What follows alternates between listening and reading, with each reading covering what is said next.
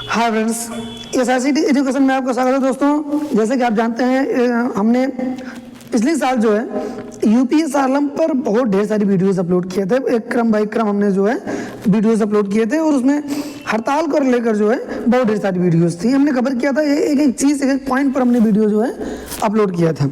तो फिर से वही बातें चल रही है। सरकार को चेताने के लिए हड़ताल करेगी यूनियन, यानी यूपीएसआरएम के जो भी कर्मचारी हैं वह 30 तारीख से, यानी आज जो तारीख है 30/11/2023 से अनिश्चितकालीन हड़ताल पर चले गए हैं और पूरे के पूरे जो यूपीएसआरएम है वो बंद है।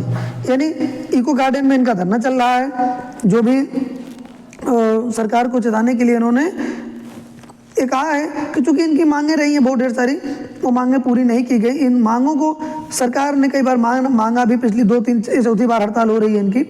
4 बार हड़ताल के बाद भी इनको अभी तक केवल आश्वासन के सिवा कुछ भी मिल नहीं पाया है। तो यानी आश्वासन ही मिला इनको। कई बार हड़ताल भी हुई लेकिन कुछ हुआ नहीं। तो अब की बार कर्मचारियों का ये कहना कि उनके यूनियन से बात करने पर ये बातें निकल कर आई हैं कि उनका कहना है कि जब तक सरकार अब की बार मांगे मान नहीं लेती तो तब तक किसी भी कीमत पर ये बैक नहीं होने वाले हैं। तो यानी आइए देख लेते हैं थोड़ा सा कि क्या क्या इनकी प्रमुख मांगे हैं, जो इन मांगों को लेकर जो है यूपीएसआरएम के कर्मचारी जो हड़ताल पर बैठे हुए हैं। मानव संसाधन नियमावली में 7% वार्षिक वेतन वृद्धि देय होने के बावजूद भी 9 वर्ष पुराने वेतन पर कार्मिकों को कार्य करना पड़ रहा है, जबकि इस अवधि में महंगाई 62 से 70% तक बढ़ गई है। यानी इनका कहना है कि जब ये ज्वाइनिंग किए थे उस समय इनको लिखित में मिला हुआ था कि 7% हर साल बढ़े जो है इंक्रीमेंट होगा, लेकिन कोई इंक्रीमेंट आज तक इनको हुआ नहीं। जो कि 9 साल 10 साल से काम कर रहे हैं जो कर्मचारी, उनका भी कुछ भी नहीं बढ़ा, यानी उतना ही टोटल है। कर्मी जो भी हैं वे बहुत दूर दूर तक, जो कि आप जानते हैं हर डिपार्टमेंट में जो है ट्रांसफ़र पोस्टिंग का नियम होता है। तो कोई कानपुर का है तो उसे फैजाबाद में आना है या कहीं और जाना है, पर यूपी में एक दूसरे ज़िले में आना जाना रहता है तो ट्रांसफ़र पोस्टिंग हो जाती है। लेकिन इसमें ऐसा कुछ नहीं है, जो जहाँ पर ज्वाइन कर लिया वहीं पर उसकी ज्वाइनिंग बनी हुई है। तो मेडिकल इंश्योरेंस भी कुछ नहीं है, क्योंकि अधिकतर देखते होंगे, जैसे अभी कुछ दिनों पहले हमने वीडियोस डाले थे और आपको पता भी होगा कि इनके यहाँ कई लोगों का जो है डेथ हो गई और कई लोग ऐसे पैरालिसिस हो गई या बहुत मतलब ऐसी बीमारियों से ग्रसित हो गए, लेकिन उसमें कुछ जो है मिल नहीं पाया। तो इनकी ये भी मांग है कि इनकी मांगों को जो है मेडिकल इंश्योरेंस जो क्लेम है वो दिलवाया जाए, पॉलिसी दिलवाई जाए। फिलहाल ऐसा भी अभी तक लागू नहीं था।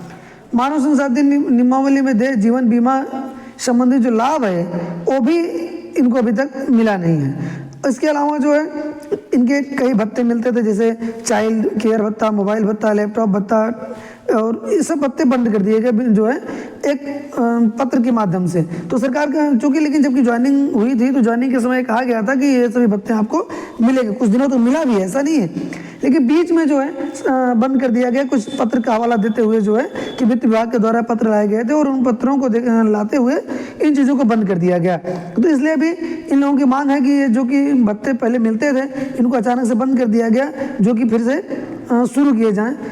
इसके अलावा यूपीएफ पे सहमति बनी हुई थी पिछले जो एमडी मैडम थी उनके वार्ता करने पर, लेकिन उस पर भी कोई जो है ठोस पहल नहीं हो पाई।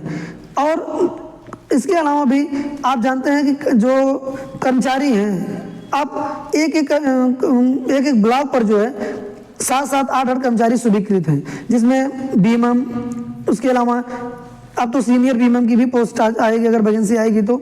उसके अलावा कंप्यूटर ऑपरेटर हैं। बहुत ढेर सारे ब्लॉक तो ऐसे हैं जहाँ पर 2 बीएमएम से पूरा काम चलाया जा रहा है। अब आप समझ सकते हैं कि 2 बीएमएम से 10 लोगों का काम कराया जा रहा है। कंप्यूटर ऑपरेटर का भी काम कराया जा रहा है, उन्हीं से जो भी जितने भी कार्य होते हैं सब उन्हीं से कराए जा रहे हैं। यानी उसमें जो है पूरी तरीके से इनका शोषण हो रहा है। इनका कहना यही है इनके यूनियन का कि चूंकि महंगाई बढ़ती गई, 10 सालों से लोग काम कर रहे हैं, लेकिन फिर भी कोई अपेक्षित प्रगति नहीं हुई। यानी 1% की भी वृद्धि, एक बार भी वृद्धि इनके वेतन में नहीं हुई, उल्टे इनके जो भत्ते थे वो भी बंद कर दिए गए।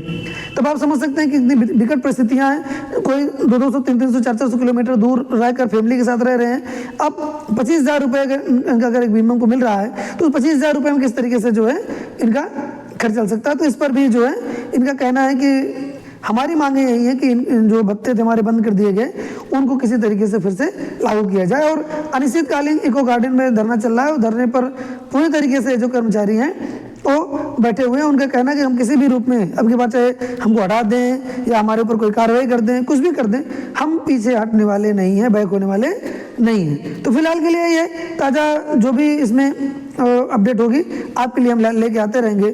फिलहाल के लिए ये अपडेट है। बहुत बहुत धन्यवाद।